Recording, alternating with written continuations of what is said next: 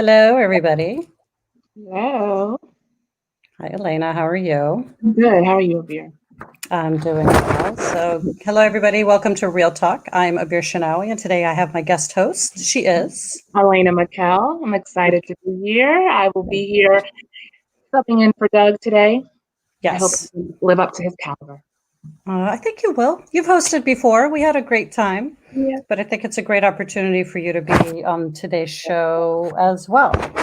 So, why are you on the show today with us? Because this episode is starting off the new theme for this month, which is Hmm. growing leaders. Correct. So instead of Doug, I'm here because I myself am a new leader as an assistant principal. Yes, elementary, middle, or high? Elementary.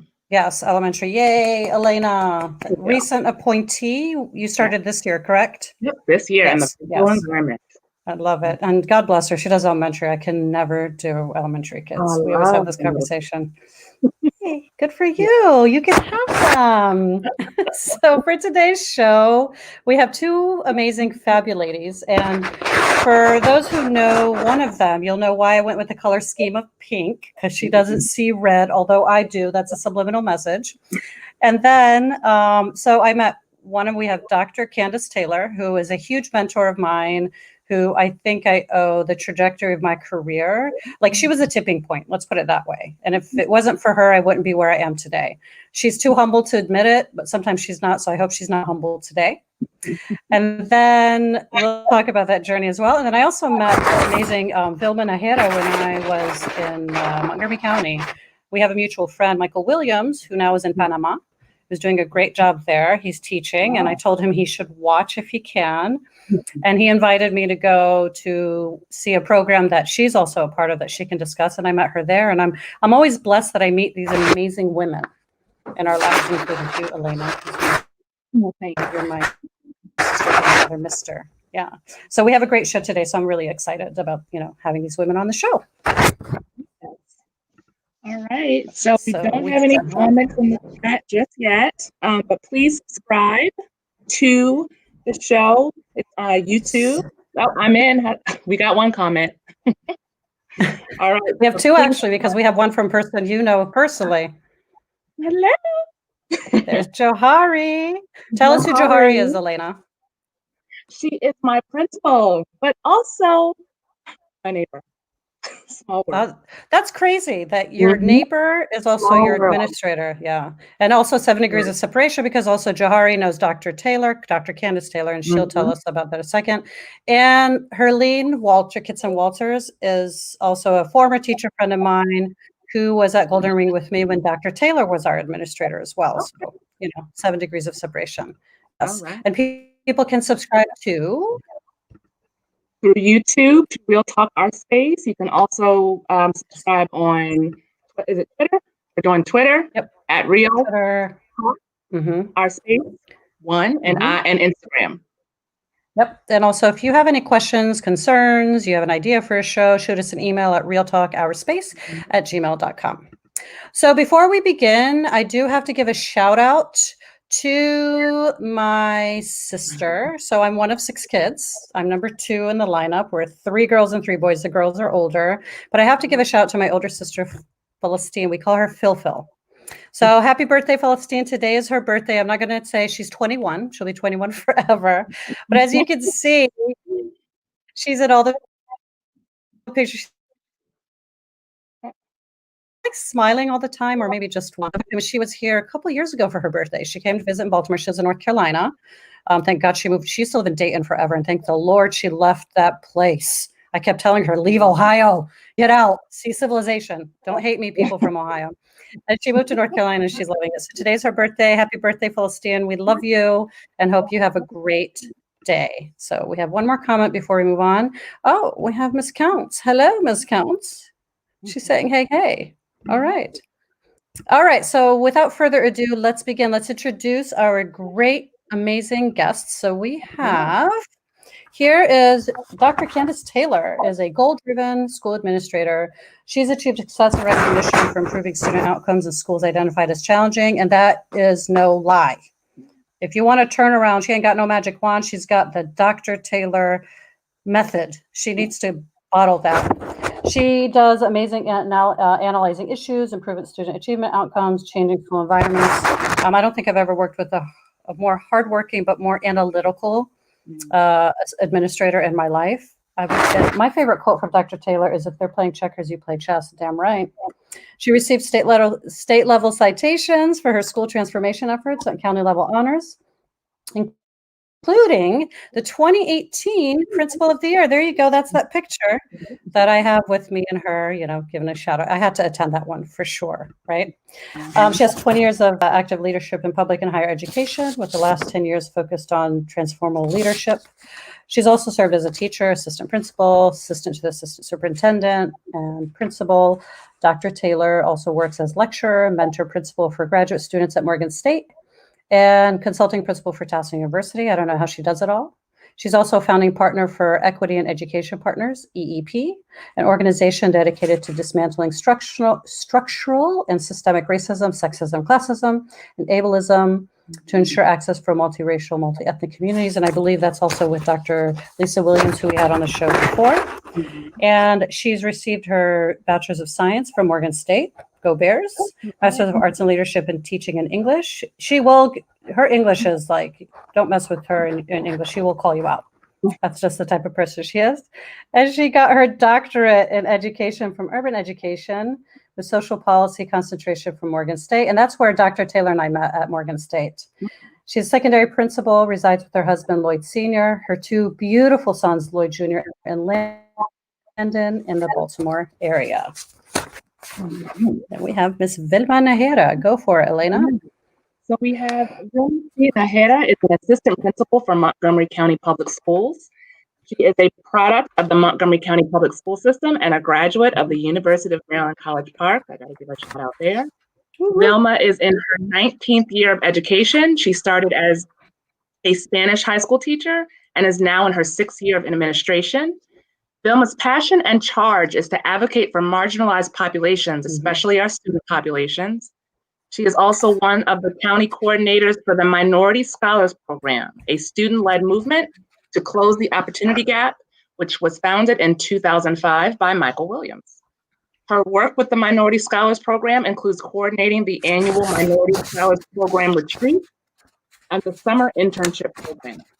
In 2016, Vilma was awarded Educator of the Year from the Montgomery County Executive Board. Her most recent work is being one of the founding members of Poder, a group of Latina and Latino educators with the mission of creating a safe space for Latina educators and to advocate for students and educators to retain and recruit more Latina and Latino educators. Yes. So without further ado, let's bring on these two fabulous ladies. Here we go. Hello, hello. Welcome, ladies, to our show. Good evening. Good evening. How are you?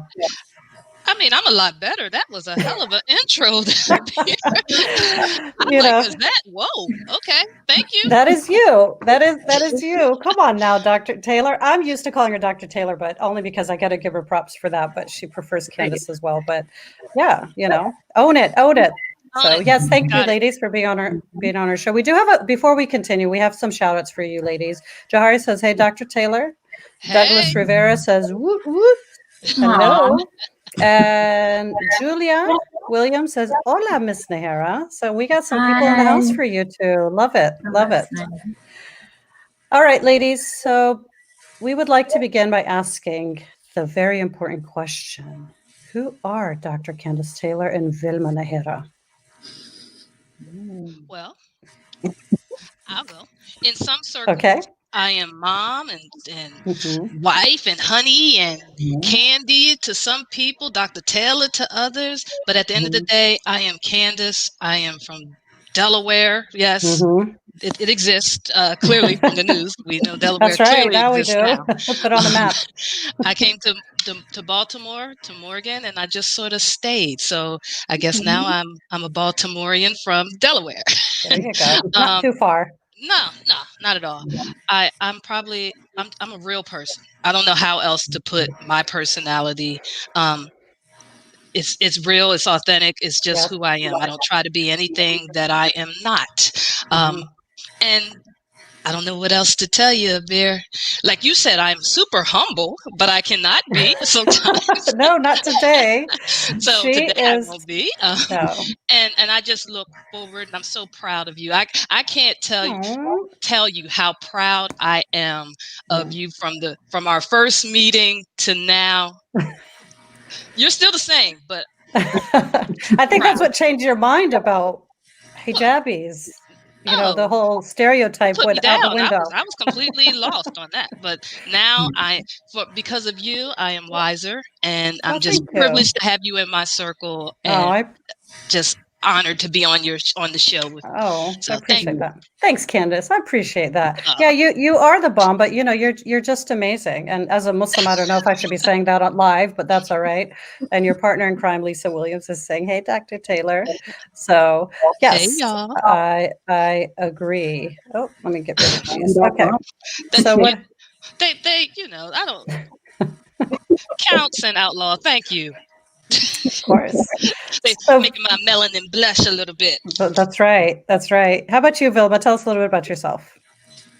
So I'm Vilma. I am pretty simple, pretty humble, I guess. Product of an immigrant family. My family is of Central American descent. Hmm. I was from El Salvador. My dad's from Guatemala. An army brat, so we traveled. Oh, cool. But our roots, I guess, settled here in Montgomery County Mm. and never left. And did the work, graduated from Montgomery County, went to Maryland, started working for Montgomery County Public Schools, and just have been doing the work ever since. I'm here into education, all about education. All I do is education, and just Mhm. supercharged and super excited for anything that benefits. Love it. Yeah. Yeah. I love it. As I say, like people always tell people in the military, thank you for your service. I really think when we hear teachers who put in 20, 30, 40 years, I go around telling them, thank you for your service. Because honestly, it's a lot of work. It is a lot of work. So you two ladies, thank you for your service and I appreciate it. So, all right. So next question, since we're all, chicas here, does being a female in leadership have its own challenges? And Elena, I want you to chime in too, since you're a new AP as well in leadership. So, does being a female in leadership have its own challenges? Being a female has its own challenges. Touche, right? um, but I would say yes, it has its challenges, especially if you are a Black or brown female, Mm. because I feel like often I'm dealing with the twos. Hmm. Too much of this, too much of that. Don't be Ah. too this, don't be too that. When Mhm. I wish someone would have told me 20 years ago to just be you, because it's Mhm. easier to maintain and easier as it relates to the stress in your life. But there are these expectations and there are these standards that sometimes and oftentimes don't apply to others. Point blank. That's what I'm on Yep. here for, right? To be real, real talk. It's real. Okay. Absolutely. I like how you said the twos as well. I've never heard that before. I'm adding it to my list of, isms that you've talked about. Uh, Too much of this, too much of that. That's powerful. Yep. How about I you, think Vilma? in my experience, it's all the intersectionalities, right, that come with being who you are and identity. And my challenge has always being kind of like the only one in the room, like where when we crave that representation or we crave being able to look at somebody in the room and just make this connection instead of being that's tough, especially in certain spaces. But yeah, it's that isolation, that loneliness. Yep. Like, am I the only one? Mm-hmm. To your point about all the twos, right? I can't be too this, too that, because then I'll be too brown, too sassy, too this. It's yeah, real talk. It's you measure words, you check words, you check expressions, and yeah. Yeah. You overthink things, right? You sit there and you're like, wait a minute, maybe I shouldn't have said it that way, or I shouldn't have done it that way, or what are they going to think of it right now? Right. And it's that space between, and not even the space of being hyper visible and invisible. Yep. And sort of navigating where you're, like you said, Vilma, you're the only person in the room, and you know, sometimes you take that like, okay, well, I'm in here, I'm going to be heard, and then you're not. It's like you're hyper visible, and then at the same time you're invisible when you could be in the same space. Right. Right. Yeah, and that representation is on point, especially when you're the first. You know, they keep saying the first of this and the first of that, and yeah, it's big trailblazing though. If you think about it, you know, you're setting down those roots. Yep. How Wouldn't about have you, it any Elena? other way. Have it any other way. This is the only way it's going to be. That's true. I agree. I agree. What about you, Elena? What exactly what's already been said. My experience too.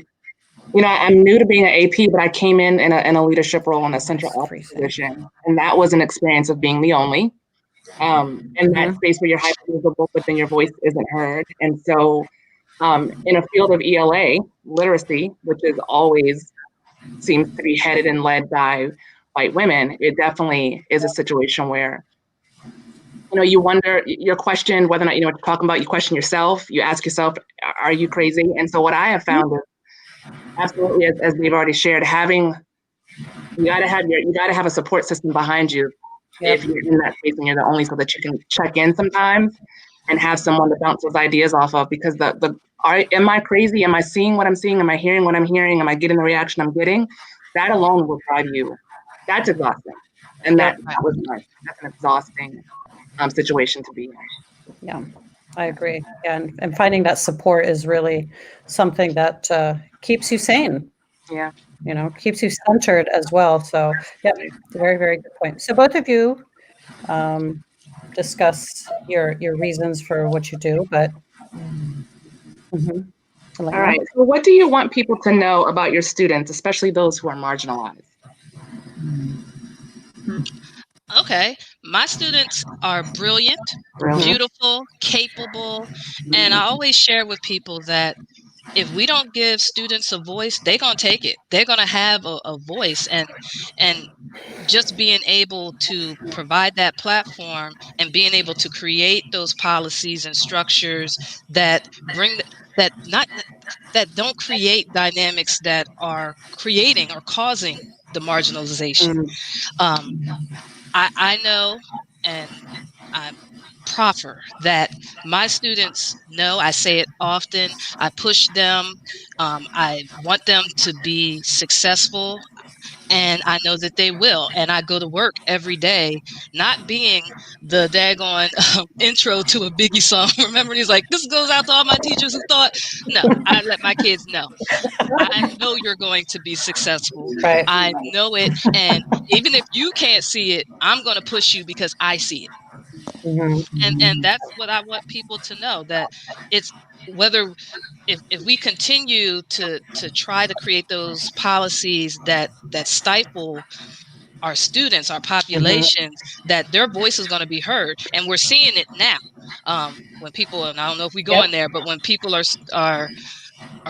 We are go there. protesting, rioting, it's out of voice. Voices are not being heard. They're not being brought to the table. And that doesn't just start now when they're grown. That started when in the education system. So thank you for having me on the show today.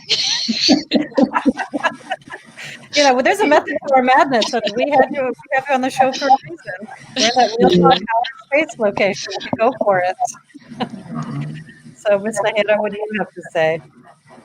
Our kids they're brilliant and they're resilient and they're aware and they're just amazing young people and young leaders. And for the marginalized, and with my work with the Minority Scholars Program, our kids are just magic. Like I love that word. Empower a child and to have them tell their story, right?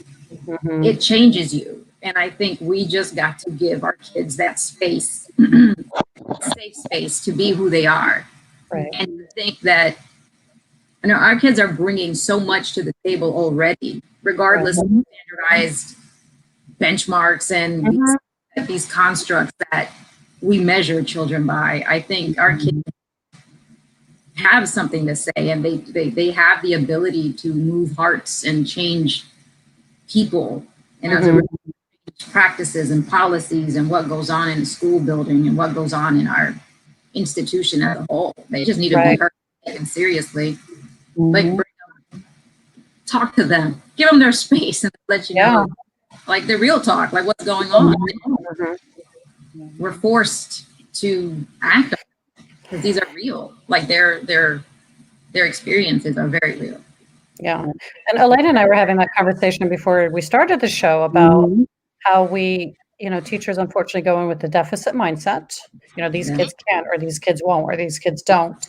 But then we over shelter them or don't give them the spaces. And then, it's like this pot that's going to boil over. But we need to provide that for them, because I've seen you, Dr. Taylor, you don't coddle. You're straight out. You're a straight shooter. You're going to do what you're going to do. I'm not hugging people inside. You're not warm and fuzzy at all, which is great. I am. Okay. And then I've seen Vilma when she's talking about the minority stars, which she'll talk about later, but about having kids tell their stories. I don't think I was ever in a more amazing space than that. Like, our kids had so much to offer, like you both said. You said the word magic. You said the word brilliant. All of these words that these kids also have to hear them. I don't think they hear them enough either. They're just always, digging down and people on them. So I think those are just powerful, powerful words. I mean, and I feel like sometimes as adults and leaders, I'll put it out there, we'll ask the question for the sake of asking for voice and asking for insight, and we really don't do anything with the answer.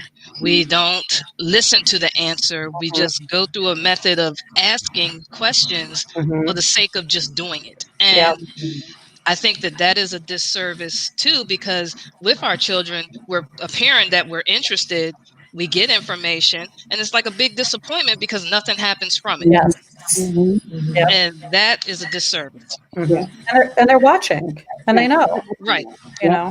They're watching. And Elena has a really good term for that. I don't know if she wants to share it, but that particular checking off the. I'm having a brain moment here. I don't. You remember something that I'm not.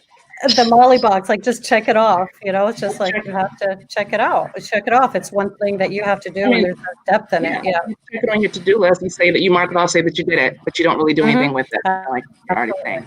And the kids do watch it, and they I think get messages all types of ways, and that's one way that they get a message of whether or not they really matter, who's paying attention, or who's. Absolutely. Yeah. But I hate to, I'm going to put it out there because I'm going to put it out there, but I feel like as women of color, we bring in our own flavor to how we approach students. And because, you can't help but bring in your own cultural background into things. Like, for me, I come from a culture that's very emotional. I come from a culture that's very communal. I can't work in isolation. Therefore, I can't relate to my students in isolation. We're going to work on this together. We're going to talk about it. And I think that's what's missing from our system as well, is it's been so sanitized for so long. Now we have these people in these spaces that are trying to chip away at that, because that's what our kids crave. We do cultures that are communal and cultures that talk and express and do this and do that. And it's hard for that system to change it, because, it's the status quo. But y'all are blowing up our comments. We have Anderson Jerome. I hope I'm saying it correct. Ms. Najera, you get a shout out. Who Douglas Handy? Intro to a Biggie song. Yep. With the word magic. Dr. Taylor, do you remember this child? I do. Hey, Joshua. I'm so happy. Hi, Josh. Yeah. And Natasha said they will rise above. Absolutely and definitely. Absolutely. Our kids will rise above. We so underestimate children.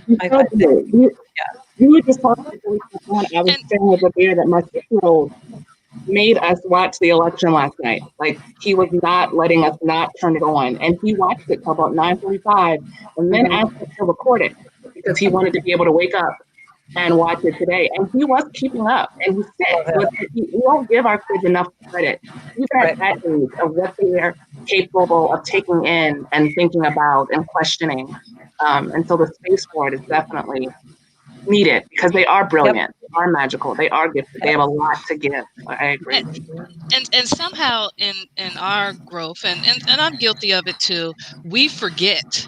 Mm. We've arrived at our middle class space, and we have our stuff, and I think we forget what it was like when we didn't have, wasn't sure how we were going to get, where it was going to come from. And I try to make sure that I share my stories with children, and that I remind myself daily of what was and what needed to happen for me to get to this space, in spite of, despite of, and etc. So I make sure that when I'm talking to a kid, and there, I try to be as real as I could possibly be, because they need to know that I didn't always sit where I'm currently seated.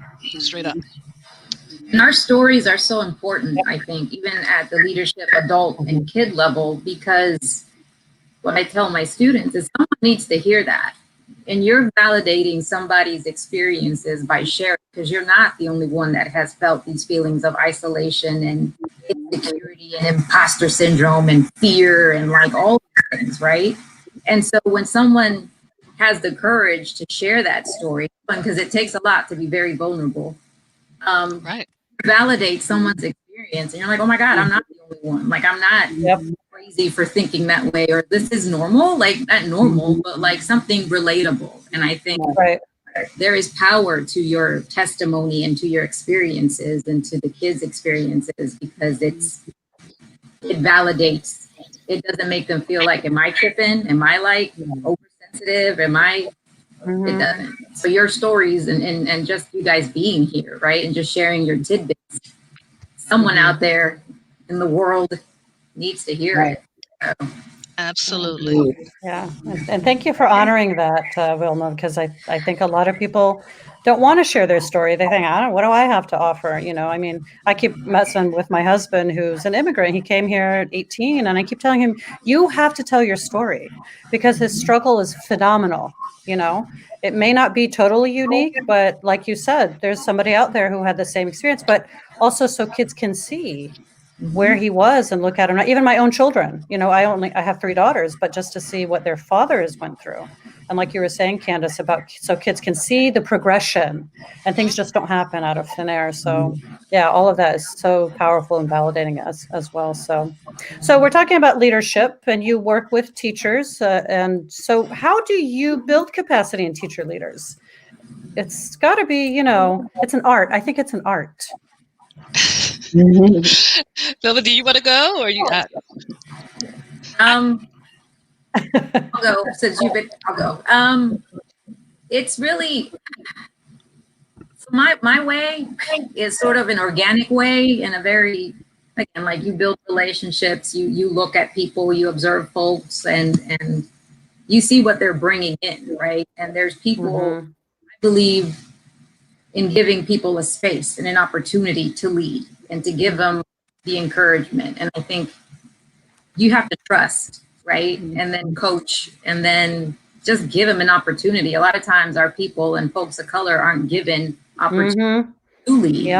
And then once they're in that position, it's sort of like, when I was given a chance, I was freaked out. Like, I didn't have anybody, and you have to do it this way, right or wrong. And it's sort of, it's that nurturing, the loving, the forgiving, growing, the just giving people a chance to lead in whatever little nugget or whatever they can contribute, and just validating that. It's all about the opportunities and the access, and we all got it in us. It's just a matter of giving folks a chance to step up and do it. And I agree. I go into building capacity with the glass already half full. I already feel like everyone has the capacity to lead something. We just need to figure out what it is that you're going to be the leader of.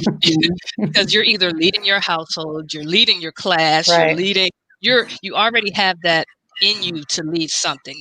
And so then from there, I look at the strengths, and then I provide opportunity around the strengths to build confidence. Because if you're already doing something that's related to your strength, you're already going into it with a level of confidence. And then from there, I'm so methodical about it. Doesn't it sound real methodical? Like, I'm sorry. Because I'm taking notes. I'm taking notes. There you go.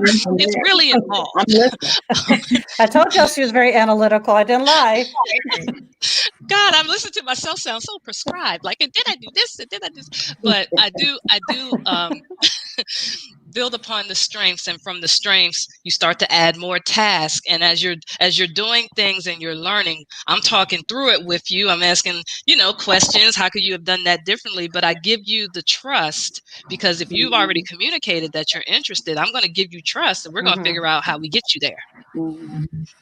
And that's just what it is with me. I feel like everyone has the capacity to lead. We just got to figure out what you're leading. Now, some people might not be able to lead big groups, and we got to come to terms with that. Some people might need to lead smaller groups. Right. But we work all of that out. I love it. I love the little details. Yeah. So Important. Details are important. they sure are. Yeah. So yeah, Vilma, you say opportunities. Elena and I are part of a group that Doug and I also co-facilitate called the Collective, and that's why we started it. We saw that there was a need. The need is a mother of invention sometimes, right? But like you said, there are just as our students are talented and magical and powerful, we have teachers of color that are magical and talented and powerful, but are not given those opportunities. So opening those doors, and then like you said, Kandice, you say, okay, you got something, let's roll with it. And then I think it's that mentality that people think that it has to be perfect from the beginning, because again, imposter syndrome. But you got to work on it, and it's that whole method and all of that goes with it. I don't, and perfection is definitely, and I'll be the first one. I like things a certain way, and I am working on that, and that's how my partners push me, because I like things a certain way, and pushing for that. But yet I like things for me a certain way, but I don't really put that on other people. You could be just as come to. Really, Amir? I'm sorry. You have high expectations. Let's just put it that way. That's good. But I know that you can meet them. Of course. Why give that low bar? I'm going to get a low bar type work or type answer. But I do feel that oftentimes Black teachers, Black administrators are put into positions and they're not offered support. They're expected to go in there, and it's expected to be perfect. And it's almost like this, you can't make a mistake. We make mistakes. We just need to figure out, okay, we've made this mistake. Let's figure out how we're going to fix it and make it right. If we got to restore with someone, we're going to own it. We're going to move on. But it's not going to be the career ender, especially if you're working with me. We're gonna figure it out. And if I need to take it as the leader, then I'll take it. And that's just what it is. Right. And that's also a very good point, because again, people are watching, and you're going to get scrutinized for every little thing that you do. And especially go back to what Vilma was saying, if you're the first, there's no comparison to somebody else. You know what I'm saying? Right. It's like, well, the expectations are even bigger. Like, oh, well, we thought, as a Muslim female, you were blah, blah, blah. I'm like, well, I'm sorry. That's totally different, It was beautiful. It is absolutely. It was the thing I fell in love with. I was like, yes. First, I have to tell y'all this. I'm in class at Morgan and doing this little introductions. Outlaw was there doing the introduction. A beer opens her mouth, and I was like, whoa. You're not the first who said that about me, by the way. I was like, yes, who is this lady? So I think that we have to provide opportunities, because sometimes, even when people come to me from different places, it's not always, because sometimes other people will give you a bad name or a bad rep, and I never take people in with that that reputation part. I say that was what you were, or who you were with them. I don't expect that's not what you're going to be with me, because I don't operate in that same manner. And so oftentimes I have leaders who are working and coming from, like, I don't want to say traumatizing situations, but situations where they were told that they weren't ready for leadership or they weren't going to be successful. Yep. And I spend a good chunk of time showing them that they can and they Right. will. And this is how we're going to get to it. And this is what we're going to do. So for all the leaders out there that are listening, please be sure that you're not tearing down your people. It doesn't help accomplish the goal. It's not a good look. And it doesn't help them grow. Yeah, I love it. So before we move to the next question, again, our comments are off the chain. So Elena, let's share some of them with us. So here we have. We got Dr. Taylor is always real. Okay. I think my teachers will be amazed that I'm a math teacher. Lisa. Lisa Hahn is a phenomenal math teacher. She's hilarious, you know, of That's course. my love boat queen. And one that Dr. T has not mattered very well. Of course, we have our friend Keith always chiming in. Oh, Keith. Opportunity and access. I like that. That's right. That's exactly what it is. Yep. We have Patty. That's the boss. I know. Yes. So, and Bear? what's that? No, that's you. I'm not the boss when I'm around you. You the boss, not me. Notes. Kandice is surgical with it. Yes, of course she is. Though Lisa says, this is great. I really like this. Dr. Taylor saw something in me that I didn't see in myself, and she made me want to do more. Wow. That's it right there. Yes. Yeah. So we do have a question for you two ladies from the audience. Douglas. Ooh. Yes. Who did Kandice and Vilma credit with developing them as leaders? I like that question. I would have to say my circle and people trusting me to develop them as leaders. I've worked in 3 different systems. I can't say that I've had one person that I can name that was the instrumental guide. I had a lot of examples of bad leadership that served as a guide. But I would have to say it's my sister circle and people who trust me to lead them, who I say, check me. If I'm wrong, check me so that I can be better. I'm not going to stand before you and say I have all the answers and know everything. That's just crazy. So I learn from people each and every day. So that's who and allowing me to, I won't say experiment, but just push them beyond what they thought that they were capable of doing, because it's also pushing me. Win-win. That is true. Win-win. My mother, first and foremost. Oh, I love that. She Dang. She just, I know, but she just, there was never an excuse for why not for me. Like, I was like, I want to be an assistant principal. Okay, why not? I'm like, okay. Yeah. Like, you know what that means, right? You know what I mean? Right. It was always that. And just to what you were saying, Kandice, you have this love circle, a circle of your trusted folks that you lean on. And I've been blessed to have people who saw something in me that couldn't articulate. I couldn't tell you what that was, but they would say, you know, Vilma, you should, whatever. Like, I'm never leaving the classroom. I'm never selling out. I'm never doing it. It was always, stay in the trenches. The kids where it's at. This is where the impact is, right? And but it's just been, I've been truly blessed to be in spaces and in schools where people are like, hey, Vilma, you should consider this. And instead of and that access, it's like, you should try this out. And I'm like, but it was that. I think that developed me as a leader. And like Shakira would say, the inner she-wolf will come out, right? It's like, wow, look at me and everything that I'm able to do. And it just goes, you know, from there. But yeah, that's great. And the energy you get from the people around you. You know, we have a saying in our faith that says, you know, tell me who your friends are, I'll tell you who you are. And that's like legit. You know, if you're going to run around a bunch of loser, you're going to be loser. But if you run around the strong and with the right group of people, you know, you feed up. But again, I think it goes back to us being communal. That's who we are. You know, that's the strength that we pull from. But I think that's great. But a couple more comments before we have Elena asking the next 2 questions. So Keith says that eternal feeling that you can't make a mistake is real. It's something that is implied when we gain leadership roles. Absolutely. And sometimes it's not even implied. Sometimes it's flat out blatant, oh, you And did this, and this is the slew of things you're going to go through. Go ahead, Candice. especially if they didn't think you belong, or whoever Yes. didn't want you in the position to begin with, or that, you weren't their first choice. I So love it then that. becomes even more Mhm. involved, and that feeling, I think, is intensified because it's not like you don't feel that or know that. Mhm. So you're trying to operate around and through that. Mhm.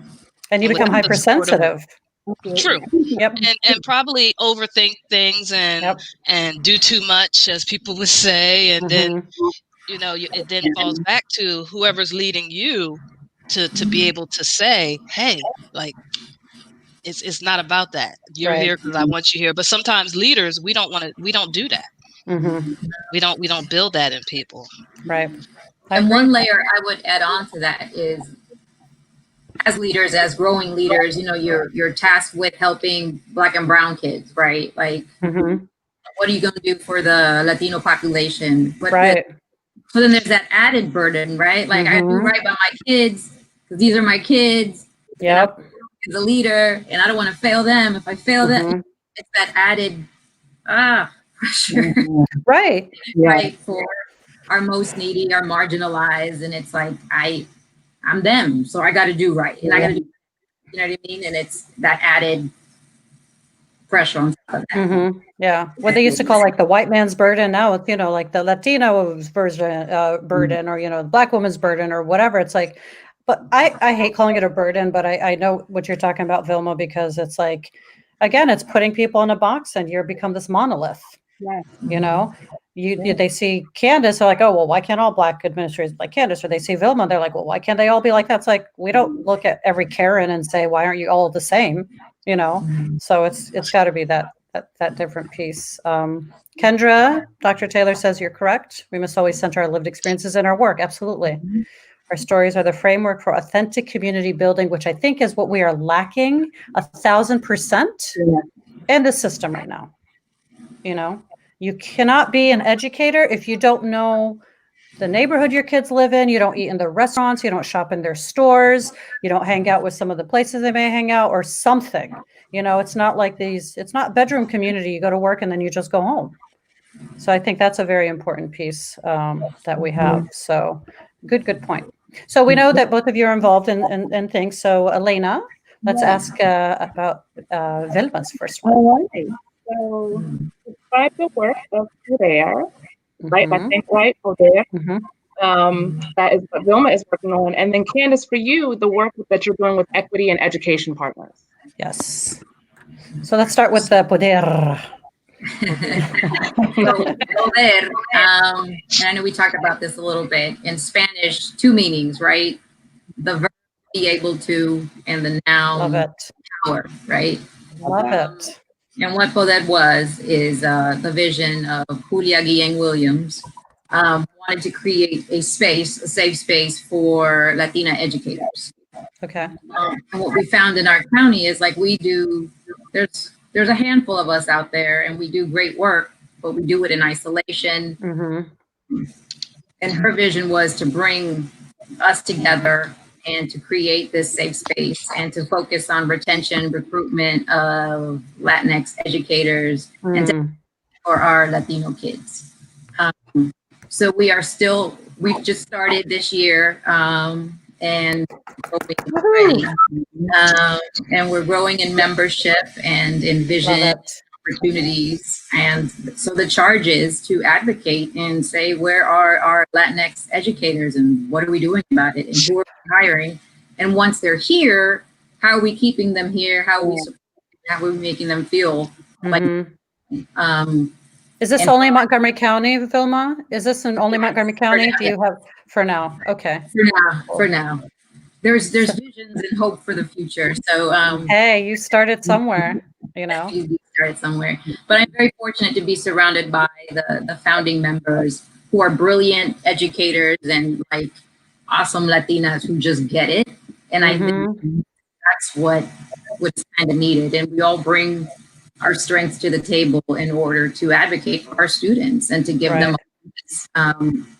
So we feel oftentimes, you know, the Latino community, large in numbers, but very quiet in voice. Right. And at times the feeling is we only come up when it's data points and not so much getting to know you points. So that's my charge, is to give us a voice and hear us out. We're not monolithic, and we're not the same, and we're not cookie cutter, and you're not going to get one strategy that saves us, right? Yep. You're not. So get that out of your mind. You're going to have to your point earlier, get to know your community, get to know your kids, get to know what is going on at your building and surrounding your building in order to make that impact. And the same with the staff and who recruit. We're not all the same, and we don't come with the same experiences. And you saw with the voting. Oh yeah. Right? There's different populations, different parts of the country that have different viewpoints. And, so we're not all the same, but yeah. So that's that work that we're beginning, and we have a speaker series. This is the website. This is the website. We'll also share this on our Twitter. You can also follow them on Twitter at Poder Educators, and on Instagram, Poder Educators as well. I would like, you know, I'm a history person. I love it. I live it. I eat it. I breathe it, whatever. But it baffles me, and this is why history is important, for people to think that Latinas, or the Latin culture is new to this country. My daughter just discovered the other day, I'm embarrassed to say that, she's like, Mama, I was talking about Selena, the singer, right? And how she's a Tejana, and you know, Texas is Tejas, and it was part of Mexico. She was like baffled. Like, this was all part of Mexico, all the way stretched up to California, you know, Nevada, you know, Arizona, New Mexico, all that. But also the idea that they're not new. You know, the Spanish roots have been here since the 1500s, but yet the narrative is, you know, they're gangsters, or they're rapists, or they're murderers, right? So I think there's another layer to the fact that why people become insular, because of these negative narratives, and it's very hard. So very proud of you, and I love this idea. Again, here's the website. We'll put on our Twitter and our Instagram, and follow them on Twitter. Please show them some support. We love it. You're also part of another program, Vilma, if you would like to discuss that really quick, the Minority Scholars Program. Oh yeah, the Minority Scholars Program, and that is a mind-blowing, life-changing, institution-altering movement led by students, and they are student leaders who are attacking the opportunity gap and issues of race at their schools, like in your face, doing the work. And we are very fortunate enough to have in Montgomery County the Minority Scholars Program in every one of our high schools and over our middle schools. And it is truly something that is empowering to the leaders within the program and inspiring to everyone who sees their work. And you were there, Abir, and it is a force to be reckoned with. And our kids get it. They will tell you about the institutional racism that exists in their buildings. They will tell you about the microaggressions and the interpersonal they experience at every level. They will educate their peers on what is going on. Why aren't we in AP classes? Let me talk about my experience. Just giving kids a space to be them, to validate them. And they're like a lot to what we were saying earlier. It's, you know, why am I the only brown girl in this AP Chem class? And then some other kid hears it, like, oh my God, me too. You know what I mean? They are an amazing group of kids who are having a huge impact in our county, in our schools, with each other, and it is a force to be reckoned with. So I have had a blessing to have worked with them for over 13 years now. Yeah, it was, when I was there and I saw the culminating activity, it was food for my soul. I'm not gonna lie. I left feeling so energized.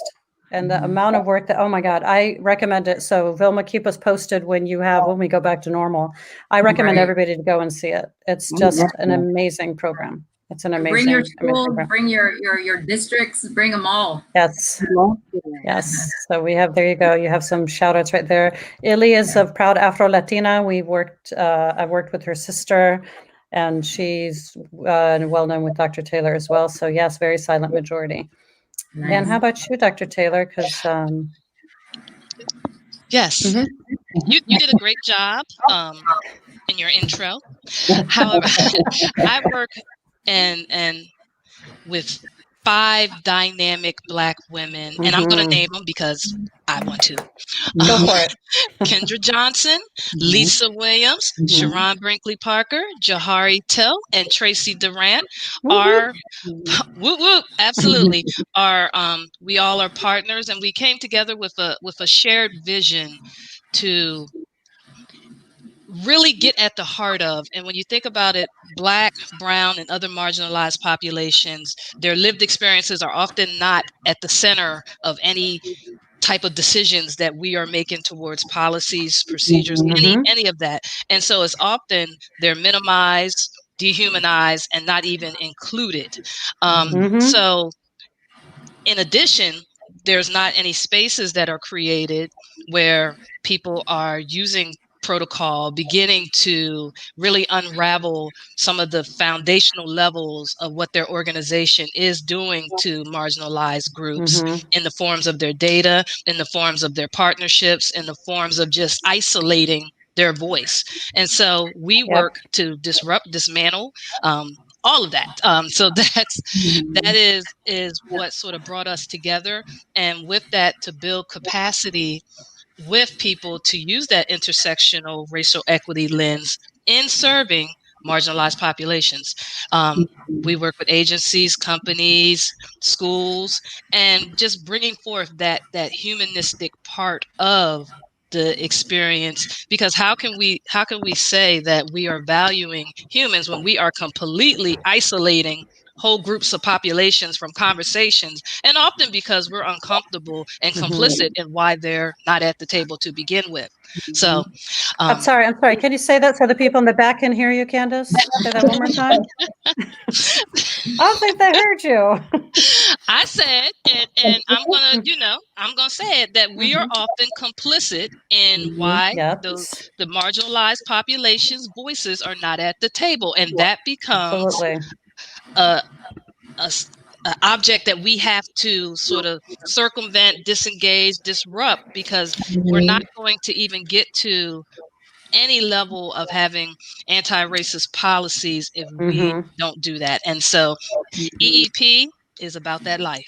That's what we do. You done with EEP? Yeah, you know. No, don't do that.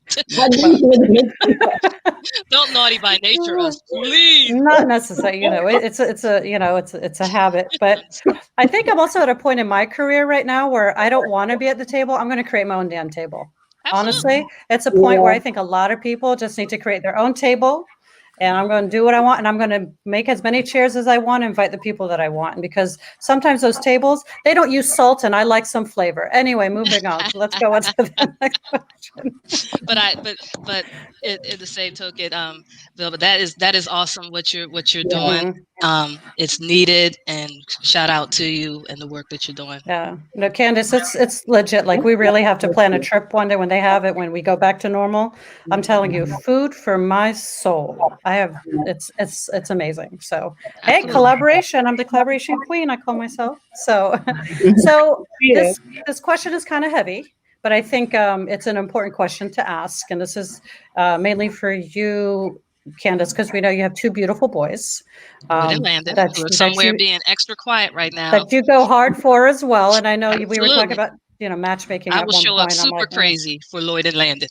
Yes, she's, mama bear. But so, being a mom of 2 young Black boys, what has been the hardest to deal with during all this unrest? And what keeps you up at night? What's been hardest to deal is that no change will occur, and that my sons could become the next Tamir Rices, the next George Floyds, the Trayvon Martins, and that keeps me up at night, because I feel like that no matter how well I parent, no matter what they're into or not into.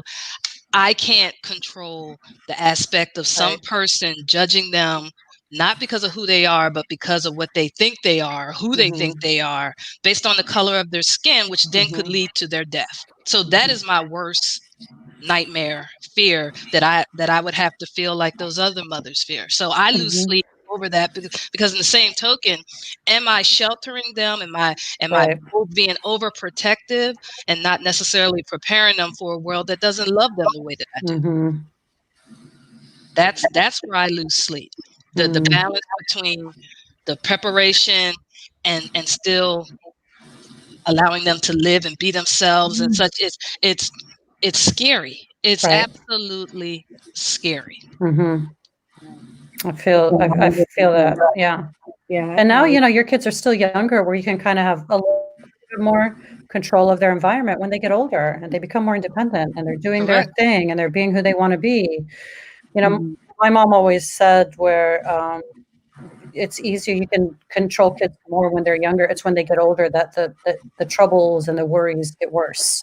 And I didn't Absolutely. believe her until my daughters got older. And I'm like, damn it, she's right again. And it's And like, Yeah. you work so hard to, and I know, and I'm speaking from my person, you mhm, work so hard to break cycles that yes. have gone through your family, but this is a Mhm, cycle that it seems like you're just struggling to Mhm. break.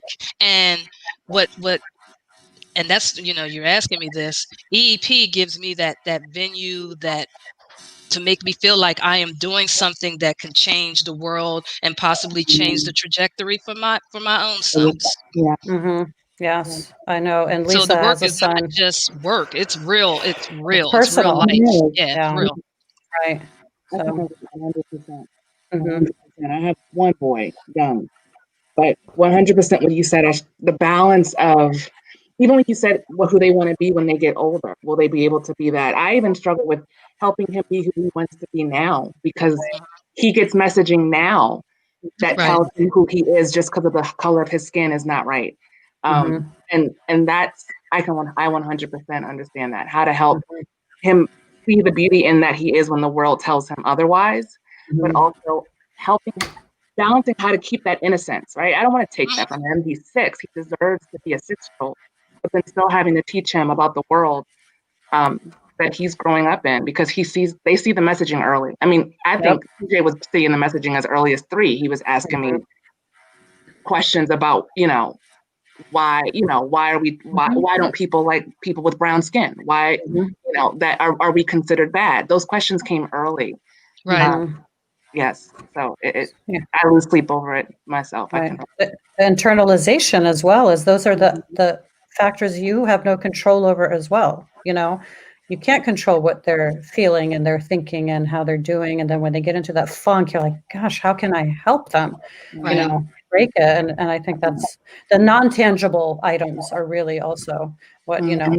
I feel for, women who have sons. I have daughters and I'm not saying it's any easier, but Right. it's tough. It Right. really is tough. So, power to all of you ladies out there, Mhm. mothers of babies and young men. But Illy is saying, definitely bring poder to Baltimore County. So Yes. we may have something going, Vilma. Absolutely. Something going. Yes. So Yes. so we love having you two. And before we move on, I got to give our place a shout out. Remember, you can subscribe to our Real Talk Hour Space on YouTube. You can follow us on Twitter and Instagram as well, or send us an email if you have an idea or some guests that you would like to have on the show. We love ideas. Now, if we don't like it, we'll tell you we don't like it. We'll just move on. So,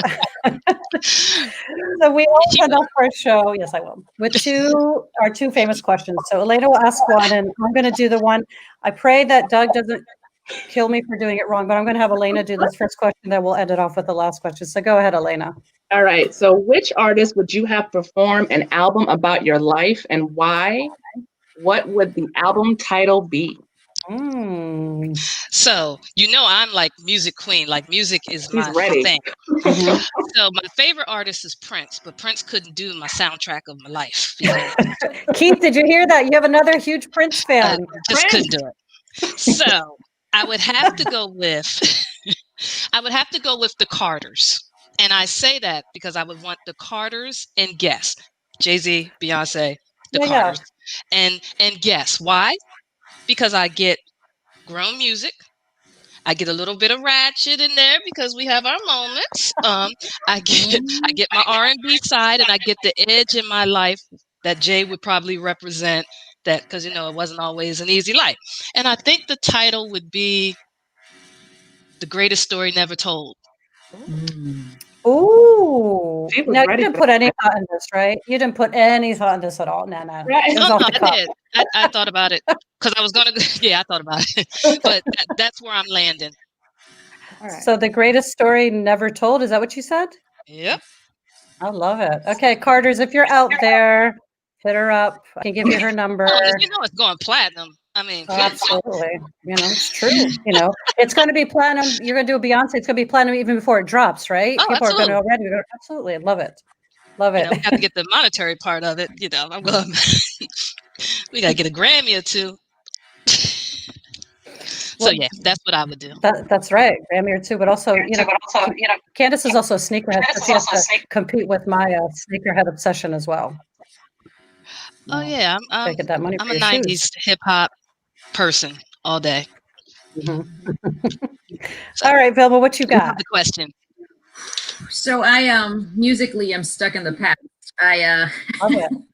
I've been past maybe the most recent music I have is like from 2010. But I do love Miss Whitney Houston Okay. and Miss Tina Turner. Yes. Just Miss Whitney, may she rest in peace, is not, Mhm. if she were alive, she'd sing for me. But Tina knows. And she Mhm. gets it. She has that, like, she knows. She has an inner fire, Vilma. Right? And Yeah. just live life. So she Yes. can. She's overcome, right? So it'd definitely be Miss Tina Turner. Okay. Ooh. And what would the album title be? Does it have to be an original from my life, or can I just take one of hers? Why don't you mix them up? Come up. It would have to be Miss Tina singing about like a si se puede, yourself, you better be good to me type vibe. Got it. That kind of vibe. Yeah. Got it. You could just call it Podera. That'd be great. That's simple right there, That is Maybe just correct. like Prince, one word or a symbol. Boom, you're done. Boom. I like it. I'm taking I love it. It's it. mine. I'm writing love it it. down. I love it. Simply the best. That's what you got, Right? Vilma. Doug That's says cool. he's pre-ordering that album. Okay, I see. Doug. Yeah, he's pre-ordering it as well. And great. Thank you, Herlene. We like that question too. Hey, Miss So, KW. our very last question. Now, this is a question that's Doug's baby, and in his honor. I was really going back and forth because I overthink, and I'm like, okay, Doug, I'm going to do it, but don't hate me if I butcher it. But he always does his favorite 4x4. All right, So let's do yes. it. So the 4x4 is you have to give us an MC, your favorite MC, DJ, breaker, or graffiti artist. So think about it a little bit. Again, MC, DJ, breaker, breakdance, your favorite breakdance artist, and graffiti artist. So those are those. So whoever would like to go first.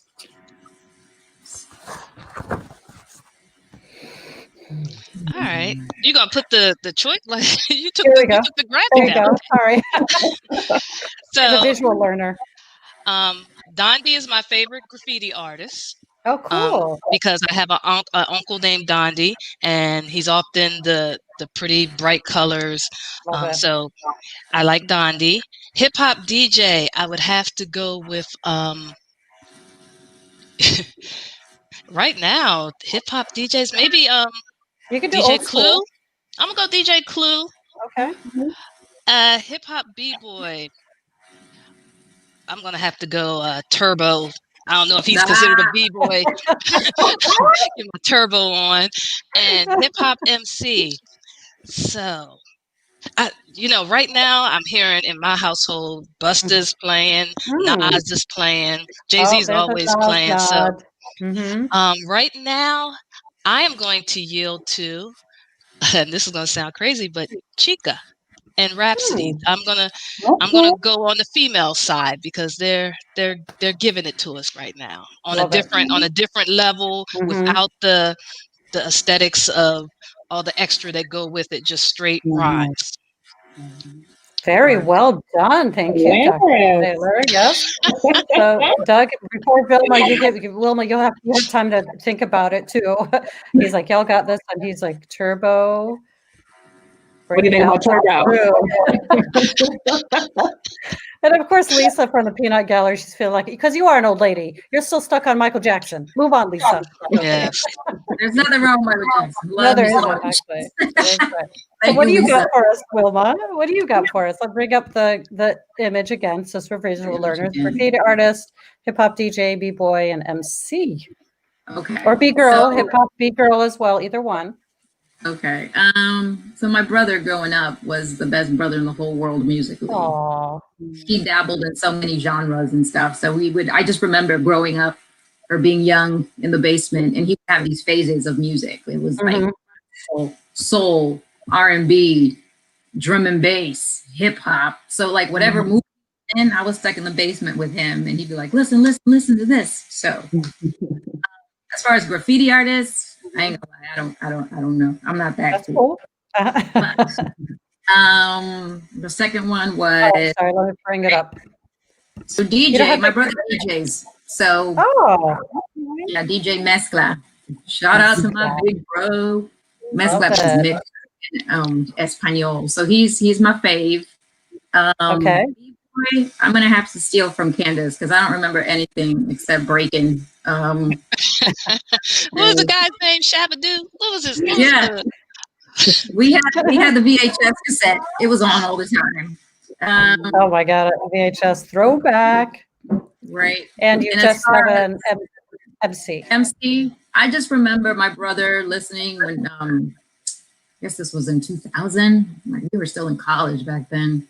KRS-One. Oh yeah. And it was again, my brother. I'm stuck in the past. Anybody knew, you'd be like, that's classic. Yeah. Oh yeah. So I just remember jamming to that CD back in the day in the basement. So I love it. So that is great. Yeah, KRS-One is probably always mentioned somehow or other in our 4x4. So I have to say, according to Douglas, Kandice, you made it to the final. Right. There you go. Woo, you made it to the final. So, that's good. And then we have this Kitsa Wall. I love this lady so much. It's like, I never heard of any of these people too.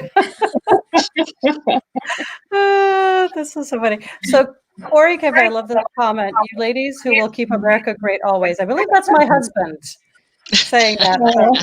So I appreciate that as well.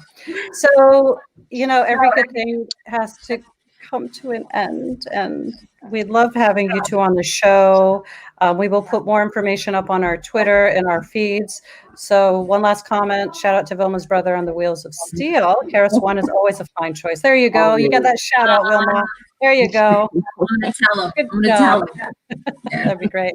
So thank you, ladies, for being on our show. We appreciate you sharing your wisdom, your reality, your truth, and be strong. We love it. Thank you, guys. It's been great. Thank you, ladies. Thank you. Thank you, ladies. All right. We'll see you soon. Have a good night. All right. You too. Good night, ladies. Good night. All right, Elena. Right. That was fun. It was. A lot to listen and learn. And that's what I always say, So thank you for being on this ride with me today. So next week, we changed our setup for our show, and we'll be every 2 weeks. We'll be having a show. So our next show won't be until November 18th. And since you and I co-host it, it's going to be a brother show. And our friend Keith Lewis, who we have a nickname for, will be co-hosting with Doug, and they will be continuing with the Unstable Growing Leaders as they discuss hip-hop, leadership, and Black male teachers speaker series, which I think is going to be very exciting. So it'll be good. Yes. So we got some class from Natasha. And then last comment, the ladies took over tonight. We sure did. And I'll do my fake hair flip. There we go. So again, everybody, yes, we will have Elena on again for our show because I think she's fantabulous. She's one of my most favorite humans. Thank you. Again, follow us on YouTube, Real Talk Our Space, also our Twitter and our Instagram handles. And if you want to send us an email, at gmail.com. And I think we have a good show tonight. And if you haven't watched it, just show it on watch it on YouTube and it will be there. All right. So as of right now, our music is produced by Corey Carter. You can follow him at Mr. Carter Teach on Twitter for all of your music needs. He's also a Montgomery County person, but also we like to think that he was part of Baltimore County as well. So one of our famous, awesome people. All right, everybody, have a good night. We're going to leave you off with our amazing music. Good night. Good night. Bye, Elena. Bye, everyone.